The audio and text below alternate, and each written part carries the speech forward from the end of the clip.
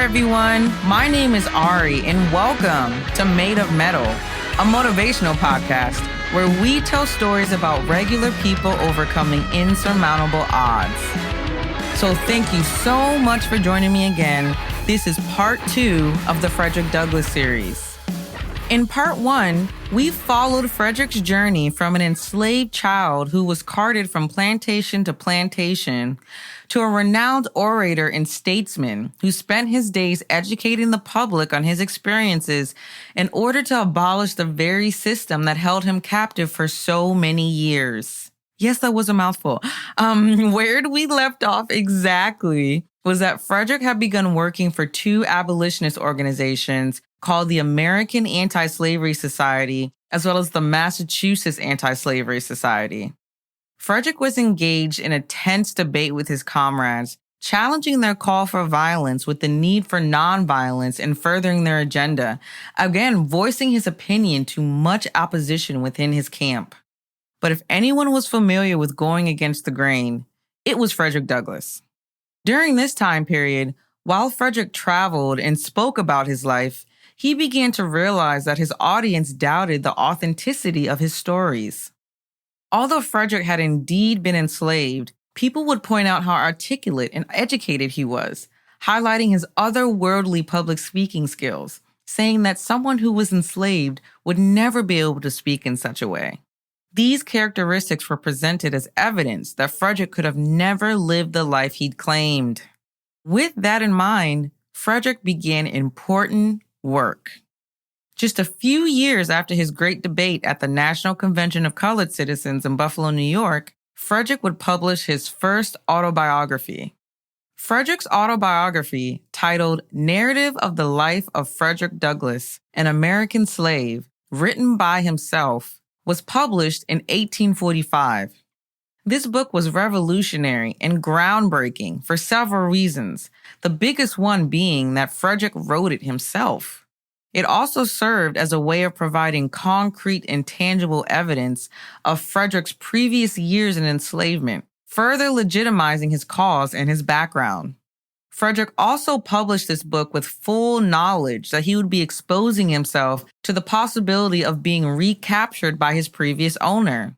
Because keep in mind, at this time, Frederick was a fugitive slave in quotation marks at this point. With all this in mind, Frederick still went ahead and published his autobiography, as he believed there was more strength to be shared in the message. Frederick would go on to publish 2 more autobiographies later on in life. Audiences everywhere, from America to overseas, were enraptured with Frederick's book. The book's international success encouraged Frederick to take his lecture campaign across the pond. Right after his book was published, Frederick would spend a few years traveling around the UK, giving his amazing speeches and lectures. Eventually, Frederick was able to garner enough attention and support that a public campaign to secure his freedom was created in the UK. This campaign was successful, and Frederick was legally granted freedom from his previous owner, who still pursued Frederick ruthlessly, especially after his growing successes. With his freedom and international fame in tow, Frederick would travel back to America in 1847. During his travels, Frederick was able to acquire financial support from those who believed in him and his noble causes. Frederick returned home, truly free, and immediately began work on yet another ambitious project. And what project was that, you may wonder? Frederick was going to create and publish his own newspaper. With this goal in mind, Frederick created the North Star. The North Star's first issue was published on December 3rd, 1847.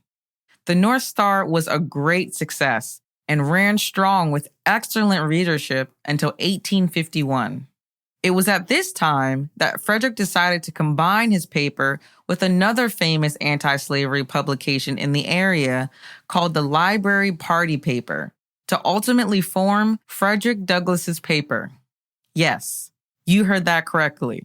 The newly formed newspaper was called, quite simply, Frederick Douglass's paper.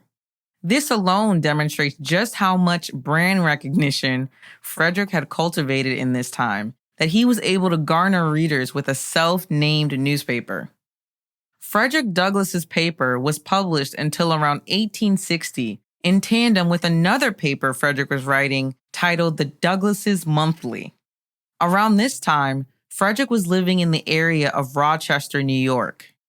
This area fostered a thriving abolitionist community.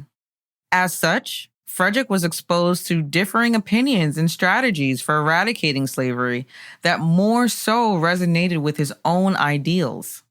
Again, in spite of the terrible violence that was perpetrated against Frederick, he did not believe in using violence as a means of securing freedom. Frederick firmly believed a nonviolent course of action would be the answer, and this principle underscored all of his beliefs. Previously, with other abolitionist groups, Frederick supported the main core beliefs of these groups, that the Constitution was not to be considered a valid legal document as it supported the system of slavery. These anti-slavery groups also believed that participation in any American politics would be supporting the establishment of slavery and thus abstain from any and all political involvement. After Frederick was exposed to anti-slavery groups that advocated for abolitionists to become involved in politics, everything changed. Frederick realized that this path more so mirrored his own beliefs, and he began to share his opinions that encouraged political action and intentional involvement. This marked the start of an extraordinary period for Frederick. Frederick had already begun his rise in American politics, and most importantly, helped to further the goal of abolishing slavery on a global scale. While living in Rochester, Frederick's home was used as a stop on the Underground Railroad. Consequently, Frederick was able to network and meet many abolitionists during this time period. As such, later on in 1859, Frederick would travel down to Pennsylvania to meet with the great John Brown himself. While visiting, John informed Frederick of his desire to raid a federal fort in West Virginia, an endeavor in which he'd asked Frederick to assist and participate in. Yes, yet again, the timelines collide. This is incredible. This is incredible. I'm sorry for just destroying your ears right then. This is incredible. John Brown and Frederick Douglass literally spoke, hung out, chilled. History is so cool. I literally can't get over the fact that these extraordinary people existed in the same time period. It's just so amazing to me. John explained his inspiration behind the raid to Frederick, citing that slavery was an abomination and he'd hoped the raid would inspire others to rise up in similar fashion.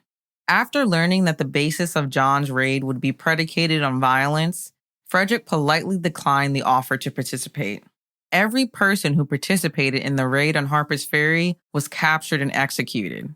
Although Frederick did not participate in the raid, he was pinned as an accomplice. Frederick was required to flee the country, stopping in Canada before eventually making it to Europe, where he was hosting a lecture tour. Sadly, Frederick's European tour was cut short due to a family tragedy, as his daughter suddenly passed away.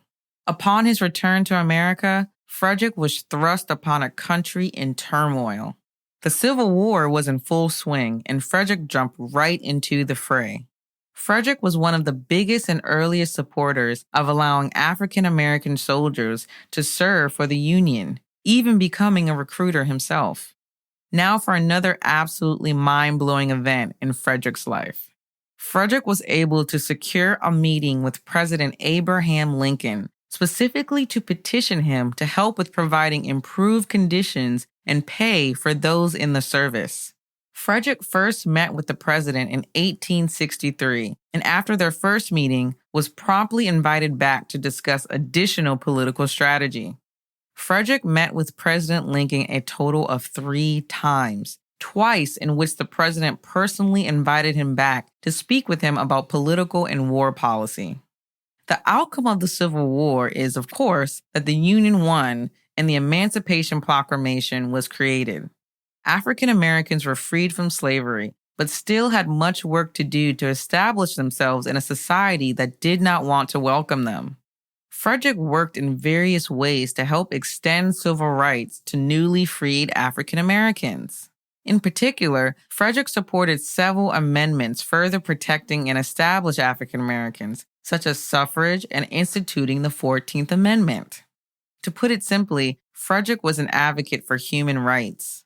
It is not well known, I don't think, that Frederick attended the 1848 Women's Rights Convention in New York and was coined a women's rights advocate. Frederick truly believed in the concept that African Americans should come together in political matters, as there was strength in numbers. Due to the extreme racism and violence being perpetrated against African Americans in southern states, Frederick also supported African Americans moving to northern areas, where they were at the very least tolerated, though not wholly accepted as equals. In 1872, Frederick would make his big move to Washington, D.C.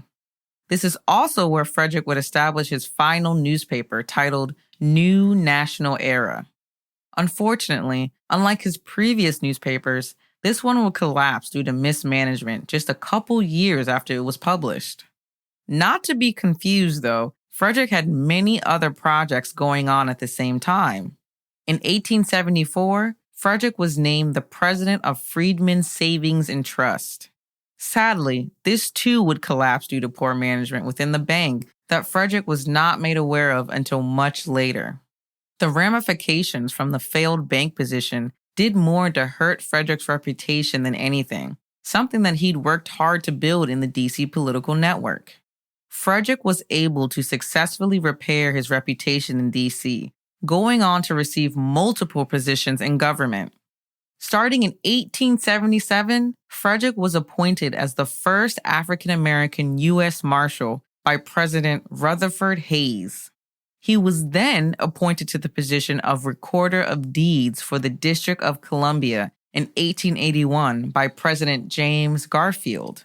Frederick was also appointed as the U.S. Minister Resident and Consul General for Haiti in 1889 by President Ben Harrison.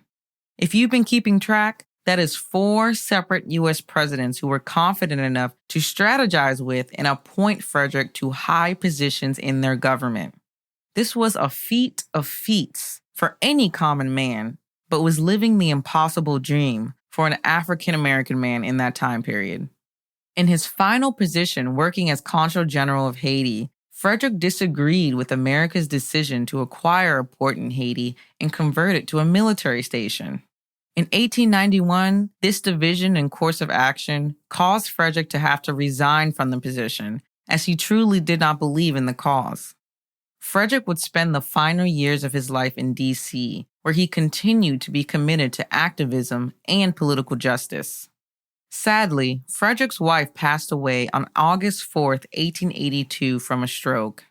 Frederick would go on to marry his secretary in an almost unheard-of move that would put him at odds with his family. This was nothing new to Frederick, and he would not be fazed. To speak more on his previously mentioned accolade of being the most photographed man of the 19th century, this was due in large part to his visibility in his community and promoting the image of an educated, intelligent, and established African-American man. Frederick would also be involved in African-American educational institutions in the D.C. area. His most prominent appointment was on the Board of Trustees at Howard University. Frederick was on the Board of Trustees with Howard University from 1871 to 1895. Interacting with and inspiring other trailblazers such as Ida B. Wells, hint, hint. Frederick would collaborate with Ida on a few projects, all centered around preserving and furthering African-American culture and history. Frederick Douglass passed away on February 20th, 1895, just after his birthday. Frederick's wife then created the Frederick Douglass Memorial and Historical Association to preserve his home and all its contents. Frederick's home in D.C., called Cedar Hill, would be acquired by the National Park Service in 1962. It was then established as the Frederick Douglass National Historic Site in 1988. Fun fact, Black History Month was established in February based on Frederick's birth date of February 14th, which was a guess. To put it plainly, Frederick Douglass was a formidable figure, an activist, an orator, a writer, a human rights advocate, a husband, and a father. Most importantly, Frederick was a man of action. Frederick lived a life that many of us could not even dream of enduring, the suffering. But Frederick didn't endure. Frederick overcame, persevered, and flourished. He went from being denied work on the shipyard to being invited back to the White House. He went from being illiterate to publishing multiple autobiographies, newspapers, and monthly publications. He went from being told he would amount to nothing to be one of the most renowned statesmen of his time. Frederick saw the status quo and thought, I'm going to change this. We can only hope to gain a modicum of the stateliness that was Frederick Douglass. You can follow Made of Mettle podcast on Instagram and Facebook. That's Made of Mettle, METTLE. You can also check us out at madeofmetallepodcast.com. If you'd like to support my passion for sharing these stories with you, you can find me at buymeacoffee.com/madeofmetal. You can also follow, subscribe, and review the show wherever you listen to your podcast. As always, thank you so much for listening. I am so grateful for all my listeners. I love all the feedback, and I love connecting with you here every week. As always, my loves, bloom where you are planted.